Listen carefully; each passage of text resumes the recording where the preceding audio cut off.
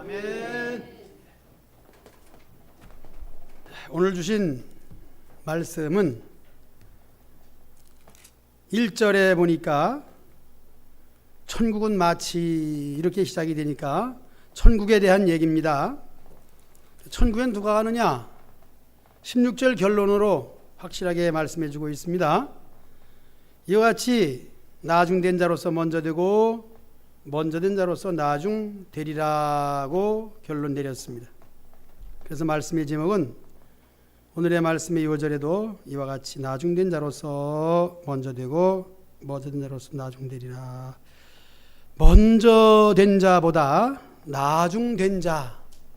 그래서 보다라는 말을 하나 더 넣어보면은 나중된 자는 구원받고 먼저 된 자는 구원받지 못했다. 이렇게 결론 내리면 되겠습니다. 이 말씀과 같은 내용이 야곱과 에서의 경우도 거기에 해당이 되고 돌아온 탕자라는 제목으로 알고 있는 장자와 또 두 번째 아들, 두 아들을 생각해 보면 첫째 아들은 아버지를 도와서 어떤 면에서는 어려서부터 어떤 면에서는 평생 아버지를 도왔어요. 그러므로 그는 분명히 칭찬받아야 되고 그에게는 분깃이 많이 돌아가야 됩니다. 그러나 못된 아들, 그는 책망받아야 되고 욕을 먹어야 되고 쫓겨나야 됩니다. 그런데 그 주제의 말씀도 보면은 첫째 아들은 오히려 책망받아요. 어떤 경우 책망받느냐? 둘째 아들이 돌아왔을 때 잔치를 해주잖아요. 그때에 한 번도 아버지 말을 어기지 아니하고 일 잘했던 큰아들은 당연히 화가 나죠. 나한테는 달개 새끼 한 마리 안 잡아주더니 재산을 탕진하고 돌아온 저놈에게는 송아지를 잡고 잔치를 하니까 화가 났던 것입니다. 일반 상식이고 당연한 것이고 저와 여러분 똑같은 마음일 것입니다. 그런데 그 말씀에도 보면은 예수님이 바로 그 둘째 탕자를 위해서 세상에 오신 분이다 하는 말씀으로 결론을 맺습니다. 오늘 천국의 품꾼들도 아침부터 일한 사람, 저녁 퇴근 무렵에 와서 잠깐 1시간 일한 사람, 그렇게 보면은 억울하기 짝이 없고 이 내용 자체가 우리는 이해가 잘 되는데 주인이 한 말에 대해서도 또 법적으로 흠잡을 건 없습니다. 더 주고 덜 준 거에 대해서 자기 받을 거 받았으니까 나중 온 사람들도 똑같이 준들 이유를 달 건 없습니다. 오늘날 같으면은 데모가 일어나겠죠. 그러나 이 주인은, 본문의 주인은 오늘날에 생각한 것처럼 갑질을 한 것이 아니고 이 말씀의 요지에 대하여 이는 하나님의 나라와 그리고 세상 사람들을 불러서 구원시키는 사건이기 때문에 구원이라고 하는 것은 전적으로 하나님의 주권입니다. 그리고 구원받지 못한 사람들은 오늘 여기에서 본문에서 다른 얘기로 생각할 때에 전혀 아침에도 부름받지 못하고 저녁 때도 부름받지 못한 이방 사람들은 덜 줬냐 더 많이 줬냐 합당히 줬냐를 따지지 않습니다. 그들 세계는 그들 세계고 이는 교회 안에서의 일들이라고 생각하며 또 이 본문의 배경은 예수님 시대에 바리새인들과 사두개인들 특히 제사장들을 향하여 이 말씀을 하신 것입니다. 지난 시간에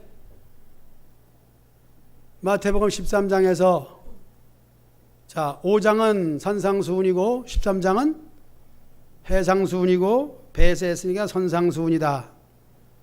이렇게 예수님의 강화가 있을 때마다 그 배경과 그때의 참석했던 사람들, 13장에서도 말씀은 천국이에요. 천국은 어떤 곳이냐? 오늘도 천국이에요. 천국에 대한 얘기입니다. 그래서 천국은 마치 품꾼을 얻어 포도원에 들여보내려고 이른 아침에 나간 집주인과 같다는 말씀으로 시작을 합니다. 그래서 오늘 말씀의 제목 다시 한번 읽어봅시다. 시작. 먼저 된 자, 나중 된 자. 그 사이에다 보다라는 말을 하나 넣으면 좋을 것 같아요. 먼저 된 자보다 나중 된 우리가 복되다. 뭐 이렇게 제목을 생각해 봐도 됩니다. 그러면 천국은 불러서 일시키고 삭슬 주는 것입니다. 그래서 저 여러분들도 첫째는 부름 받았고 그 다음 일을 하는 거예요. 이 일에 대해서는 포도원이면 포도원 들어가서 여러 가지 일이 있겠지만 우리가 교회 와서 하는 일은 뭐냐? 부름 받은 우리가 교회 와서 하는 일이 뭐냐? 이것도 오늘 설교할 것은 아닙니다. 여러분들이 더 잘 알아요. 내가 하나님의 부름 받았다면, 즉 예수님을 믿는다면 믿음에 대한 행위가 따르는 것인데 어떻게 하는 것이냐? 구체적으로 말씀드리자면 예배를 드릴 수가 있는데 우리가 교회 와서 하는 일은 예배입니다. 예배가 얼마나 소중한 것이냐? 일입니다. 이 예배를 잘 드릴 때 긴 시간 드렸든지 짧은 시간 드렸든지 부름받은 이후부터 예배 드리는 그 1시간이라 할지라도 그 1시간으로 구원받게 됩니다. 먼저 온 사람은 많이 드렸겠죠. 그것도 예배입니다. 그럼 예배를 드림으로 하나님께 드림으로 예배 속에는 구원론이 들어있어요. 예배는 믿음으로 드려야 되죠. 그래서 믿음으로 구원받는데 여기서 예배를 드리면 구원받는다. 이렇게 우리가 생각을 하면서 저와 여러분들을 불러서 예배 드리게 하고 일시키고 이게 일이에요. 우리 지금 일하고 있는 거예요. 이 뜨거운 여름에 감사하게 에어컨 켜놓고 오주성 형제는 땀을 펄펄 흘리면서 왔더라고. 뭐 땀 안 흘린 사람이 어디 있겠어요. 짧은 거리에 사시는 이명희 권사님도 파라솔이나 양산 딱 들고 여기 이걸 목에 하는 걸 뭐라 그래요.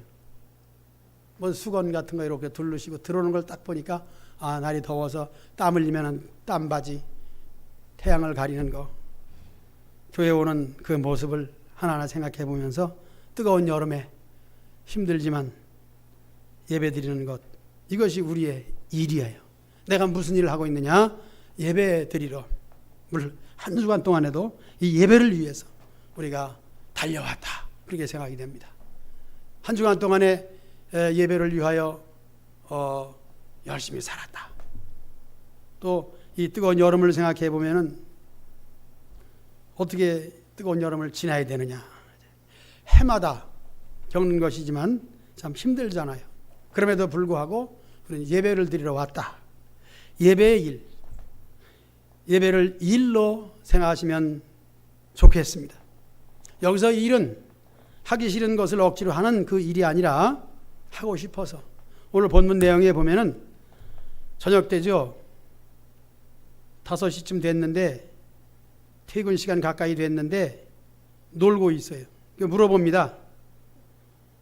너희는 어찌하여 종일토록 놀고 여기 서 있느냐? 7절 말씀 우리 다 같이 읽어볼까요? 마태복음 20장 7절 시작. 이르되 우리를 품꾼으로 쓰는 이가 없음이니이다. 없음이니이다. 쓰는 사람이 없다. 나를 써주는 사람이 없으면 얼마나 따분하겠습니까? 또 이 사람은 그래도 일은 하고 싶은데 무엇을 해야 되느냐?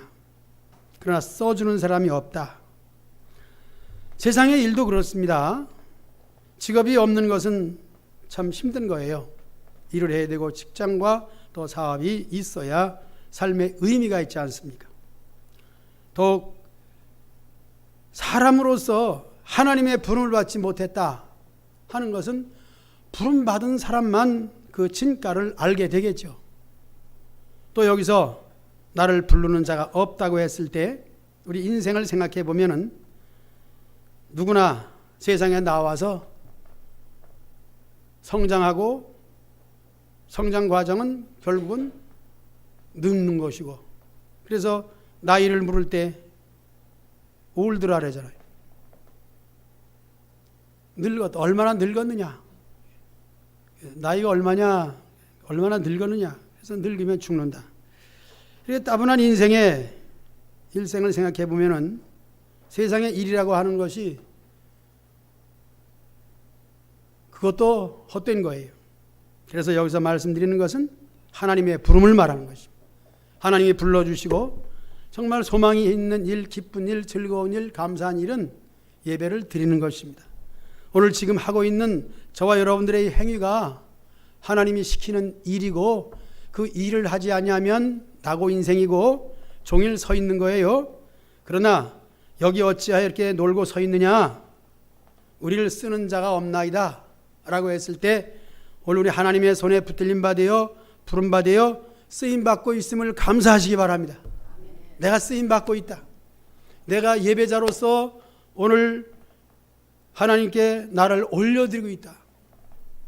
그래서 올린다는 말은 하나님께 드리는 것이고, 구약 제사의 제도로 보면은 소를 잡아 양을 잡아 어떤 때는 흔들어 드리고, 어떤 때는 불에 태워 소제 화제로 드리고, 곡식은 소제로 드리고, 하나님께 드리면은 하나님은 어떻게 하신다? 흠량하신다.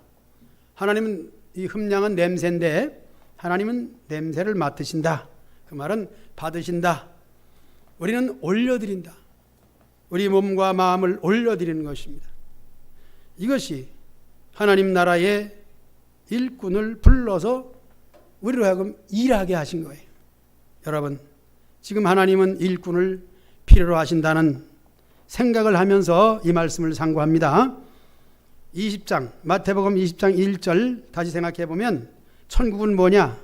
품꾼을 얻어서 포도원에 들여보내려고 이르는 아침에 나간 집주인과 같다. 집주인 하나님으로 생각할 때에 우리를 불러서 일시키고 구원시키려고 하시는 것, 천국입니다.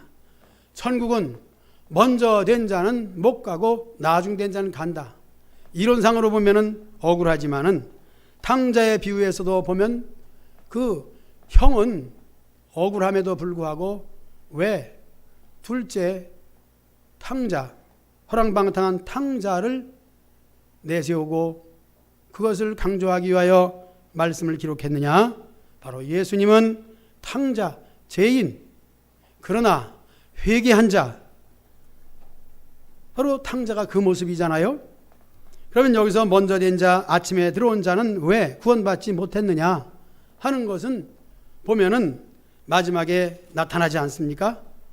본문을 16절까지 딱 잘라서 이렇게 보면 다 나와 있어요. 주인한테 뭐라 그래요? 왜 우리는 이거밖에 안 주느냐 이겁니다. 나중 온 사람을 왜 똑같이 주느냐 이겁니다.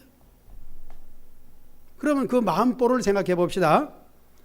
자, 먼저 왔기 때문에 나중 온 자보다 많이 줘야 된다는 법은 없어요. 오직 주인은 아침에 온 사람은 한 데나리온이고 제3시에 온 사람은 얼마예요? 상당히 주리라 그랬어요. 여기서 먼저 온 사람처럼 한 데나리온이 아니라 상당하게 주리라는 것은 주인의 뜻이에요. 주인이 내가 얼만큼 주리라고 하는 금액을 정하지 않고 상당하게 주리라. 그 다음에도 보면은 역시 너희들에게도 이렇게 하리라고 하시는 주인의 먼저 온 자와 나중 온 자의 그 차이를 얘기 안 했어요. 그런 점에서 먼저 온 자와 나중 온 자에서의 이유는 없습니다. 많은 이유가 생겼어요. 어떻게 생깁니까? 나중 온 사람들이 똑같이 받으니까 먼저 온 사람들이 우리는 하루 종일 이 더위에, 지금같이 더운 더위에 견뎠는데 우리와 같게 했다고 주인에게 이제 따지는 겁니다. 따지는 거예요. 바로 여기서 우리는 먼저 온 사람의 마음을 알 수 있겠죠. 예수님의 마음을 알겠죠. 또 예수님 당시에 이 사건을 가지고 이것도 비유로 설교하신 이유가 거기에 제사장과 잘 믿는다는 바리새인과 사두개인들을 향하여 한 것이에요. 그러므로 그들은 먼저 되었으나 그들의 심보는 첫째는 예수님을 부정하는 자들이죠. 이것이 문제예요. 여기서 보면은 종교적 의식은 갖고 있지만은 예수님을 안 믿는다는 거죠.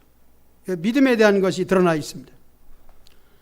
그러면 이제 다시 한번 우리 탕자로 생각해 보면은 장자는 아버지 밑에서 열심히 일한 오늘 이 사람들처럼 더위를 견디면서 아버지와 같이 말 잘 들었는데 라고 하는 것입니다. 사실 우리가 인간적인 인정에 생각해 보면은 어떤 경우를 떠나서 인간적인 면을 생각해 보면은 동생이 돌아온 것을 잔치해 주는 아버지의 마음과 같아야죠. 먼저 된 형은 그래야 되는 거죠. 그럼에도 불구하고 아버지에게 따지는 겁니다. 나한테는 아무것도 안 해주고 동생에게는 송아지를 잡아 잔치해 줍니까? 라고 하는 그 마음이 무엇일까? 하는 것을 성경에서 찾아보면은 가인과 아벨의 제사를 생각할 수가 있습니다. 하나님께 제사를 드리는데 다 똑같은 자기의 직업을 따라 한 사람은 곡식을, 한 사람은 양을 드리는 거죠. 그런데 결과적으로 보면은 아벨의 제사는 흠량하시고 가인의 제사는 안 받으셨어요. 거기까지는 억울해요. 우리가 생각해봐도 억울합니다. 그러나 다시 한번 그 뒤를 보면은 어떻게 됩니까? 동생이 드린 제사가 연락되었으면 형으로서는 자 이것은 형과 동생의 사이의 의리로 생각해 보면은 시기와 질투보다는 그래 네가 드린 제사는 연락되었구나 축하한다. 내 건 연락이 안 됐어. 나는 뭐가 부족한가 봐. 만약에 형이 그렇게 하고 동생을 격려해주고 칭찬해주고 그렇게 했다면 어떨까? 그러나 그렇게 할 수 없는 자이기에 그의 예배는 연락이 되지 않은 것이죠. 그리고 앞뒤를 생각해보면 그래요. 형은 억울하지만 그러나 끝내보면은 동생을 쳐 죽일 정도로 속에서 악한 것이 일어날 때에 그 악한 마음을 가지고 다시 말하면 회개하지 못한 마음을 가지고 하나님께 드리는 그것은 또 하나의 종교 의식은 잘 치르지만은 그에게는 하나님의 마음이 없었다 하는 것을 우리는 생각해 봐야 됩니다. 그러므로 예수님의 비유의 말씀은 우리에게 이해가 될 수도 있고 또 경우에 맞지 않는 것도 있지만은 마음을 받으시고 마음을 생각해 볼 때에 그렇지 않습니까? 산상수훈이 무엇입니까? 저도 마음이에요. 그래서 심령이 가난한 자로부터 시작합니다. 팔복의 말씀이 다 마음에 관한 거예요. 자, 우리가 어떻게 믿습니까? 마음으로 믿는 거예요. 외부적으로 실수하고 모양이 안 좋지만은 그 마음 중심이 바로 되었을 때 오늘도 우리가 일꾼을 부르시는 하나님 앞에 선택받고 부름받아 하나님의 교회의 일꾼 되었습니다. 이른 아침부터 장터에 나가서 일꾼을 부르시는 하나님, 우리가 일찍 부름받았느냐 늦게 부름받았느냐는 상관할 필요가 없습니다. 오늘 우리 시대에 내가 태어나서 교회 나와서 예수님 믿고 예배 드릴 수 있는 것 얼마나 감사한지 모릅니다. 이걸 생각해 보면은 우리는 우리 찬송이 있잖아요. 날 구원하신 예수님 영원히 찬송하리라. 찬송이 그래서 나오는 거예요. 특히 부름받음에 대하여 주인이 필요로 할 때 나가서 찾을 때 어디 일할 사람 없나? 시간 나가지 않습니까? 아침에 나가고 3시에 나가고 우리로 말하면 12시에도 나가고 심지어 오후 5시까지 나가서 찾으실 때에 그때의 만남과 거기에 부름받음에 대하여 내가 어떻게 수납하느냐, 거기에 대하여 나를 쓰는 사람이 없었는데 나를 불러주시니 감사합니다. 찬송했습니다. 날 불러주시니 감사합니다.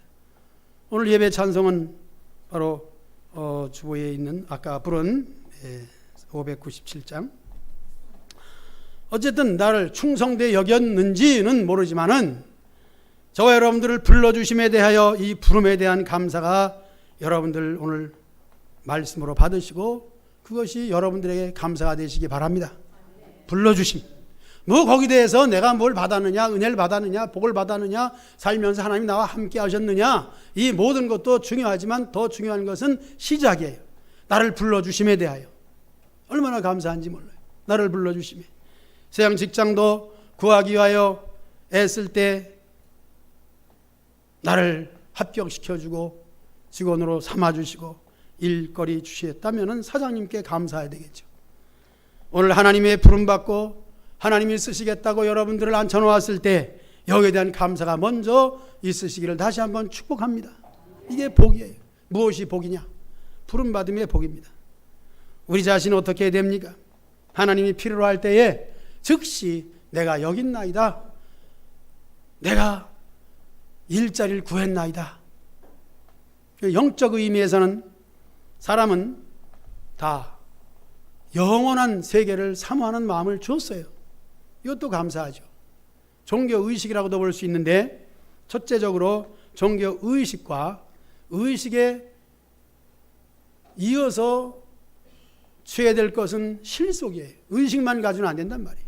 바로 구원의 주 예수님을 실속으로 종교의식을 갖게 된 것을 감사하시기 바랍니다.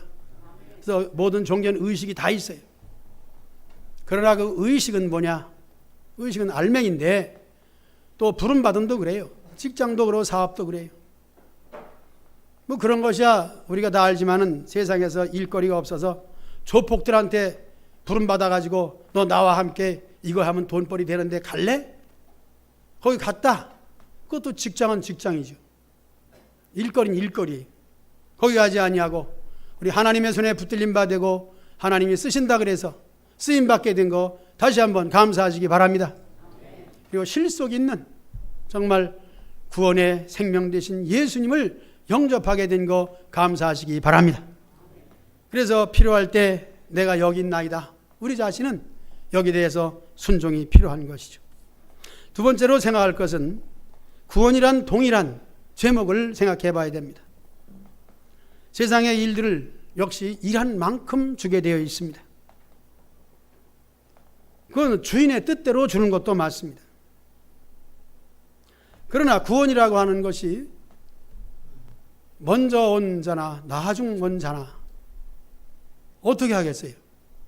하나님이 주신 것은 물론 주권적인 구원인데 먼저에게는 구원을 두 개 주겠습니까? 일단 구원은 구원이에요. 그건 나중 온 자는 저녁 때 왔는데 저녁 때 왔으니까 반은 천국 가고 반은 지옥 가고 천국의 3분의 1만 가면 되겠네.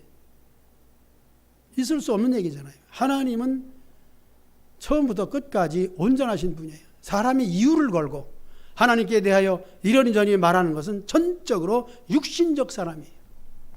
신앙생활에도 육신적으로 하게 되면은 영적으로 들어가지 못하면은 종교의식 속에서 이유를 캐고 따지고 성령의 은혜를 받지 못하는 거예요. 성령의 은혜는 무엇이냐? 하나님의 뜻이에요. 하나님의 깊은 사정을 알아야 돼요. 하나님의 사정은 오히려 나중은 연약하고 부족한 그런 둘째 아들을 탕자를 위하여 더욱 사랑을 베푸시는 거죠. 그런데 그 탕자 둘째 아들 연약한 부족한 것은 누구냐?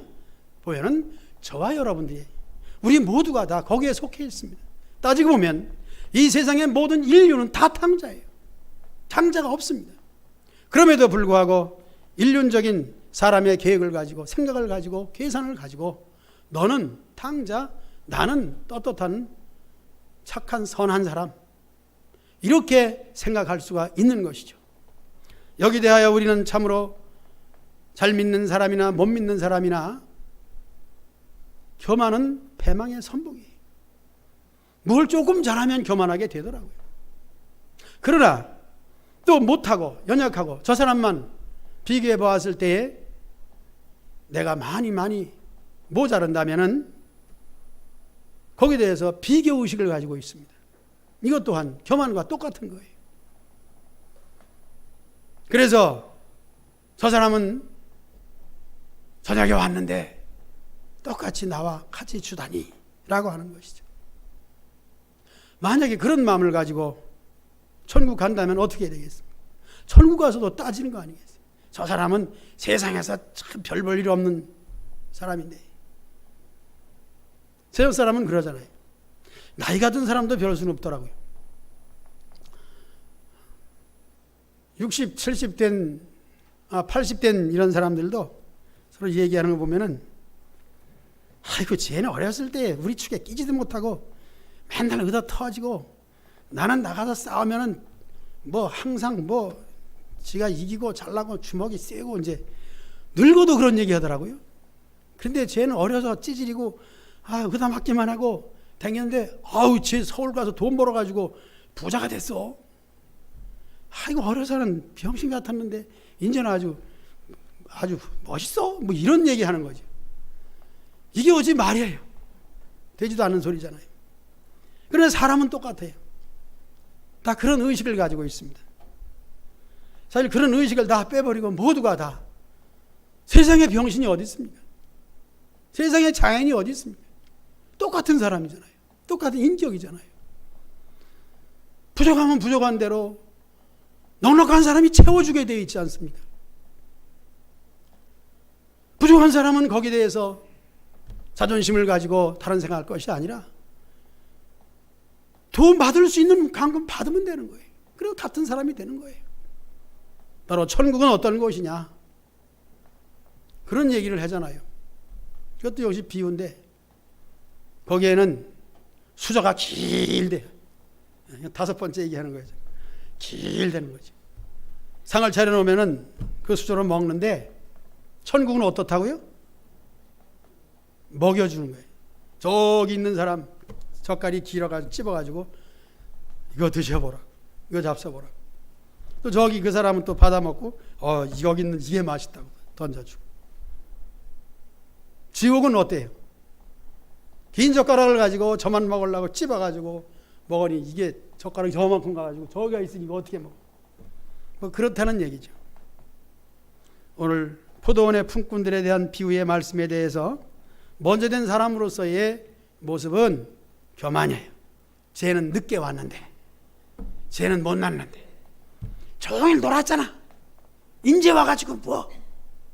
너는 아마 품값이 이만큼일 거야. 너는 그거 받아가지고 한 끼도 못 먹을 거야. 난 아침부터 왔기 때문에 라고 하는 이 자부심, 자존심, 바로 이것. 겸손하시기를 축복합니다. 겸손은 은혜 받을 수 있는 그릇이에요. 말씀하셨습니다. 패망은 즉 교만한 자의 그런가? 패망이 아니라 뭐예요? 교만은 패망의 선봉이다. 겸손은 뭐예요? 겸손은 존귀의 앞잡이니라. 겸손하시기를 축복합니다.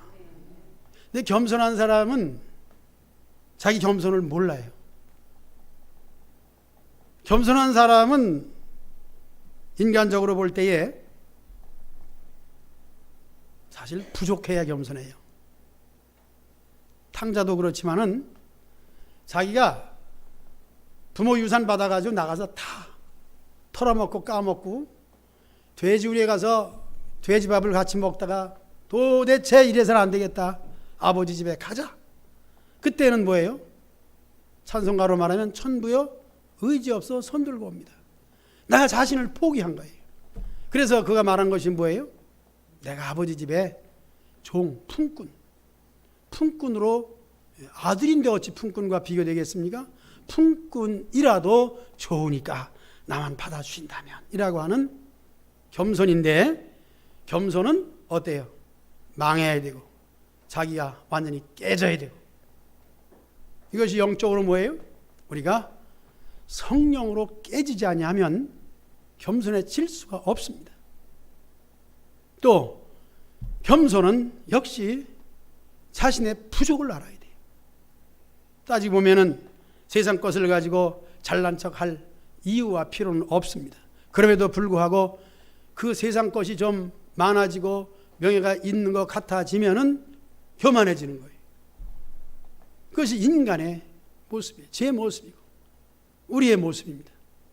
그럼에도 불구하고 감사한 것은 우리로 하여금 겸손히 하나님의 부르심에 대하여 정말 감사해서 눈물겹게 나 같은 죄인 살리신 주 은혜 놀라와 노래할 수 있는 겸손한 믿음 주심을 여러분 감사하시기 바랍니다.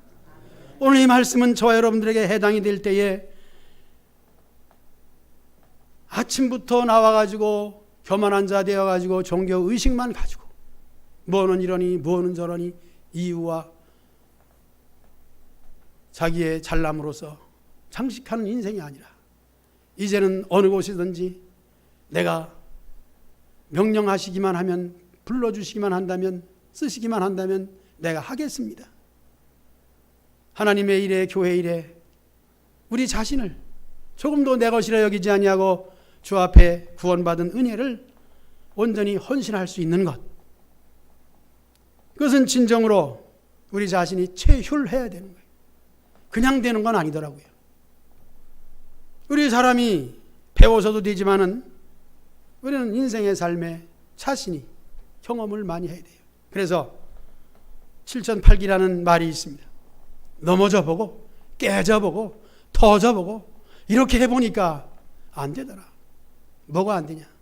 내가 영적으로 하나님과 가까이 있지 않다는 것을 느껴봐야 돼. 내가 하나님과 멀어져 있다. 하나님께 나가야 된다. 이것 또한 영적인 사람만 알 수 있는 거겠죠.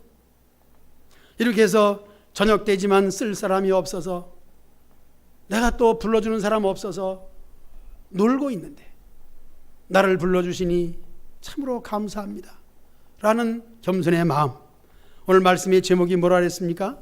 먼저 된 자보다 나중된 자라 그랬습니다. 그래서 나중된 자라고 하는 것은 늦게 불렀다 이런 차원에서 보다는 정말 회개한 마음, 아벨의 제자처럼 겸손한 마음, 돌아온 탕자처럼 회개한 마음, 그래서 겸손할 수밖에 없는 것. 우리는 사실 겸손할 수밖에 없는 사람들이에요. 우리 자신이 뭘 나타내며 자랑할 것이 뭐가 있겠습니까? 그럼에도 불구하고 우리가 아직도 교만하다면은 아직 이 말씀의 은혜를 깨닫지 못한 사람이겠죠. 오늘 말씀을 통해서 지극히 나를 불러주심에 써주심에 감사하며 내게 주신다는 이 구원의 그 한 가지만 붙들고 구원의 감사를 느끼고 구원의 감사를 실천하고 구원의 감사로 예배하는 하나님의 부름에 쓰임받는 복된 성도들이 다 되시기를 주의 이름으로 축복합니다. 찬송하겠습니다. 제가 321장을 하려고 했는데 바로 옆에 320장으로 바꿔 부르겠습니다. 같은 내용인데 그래도 주님의 부르심에 대하여 320장으로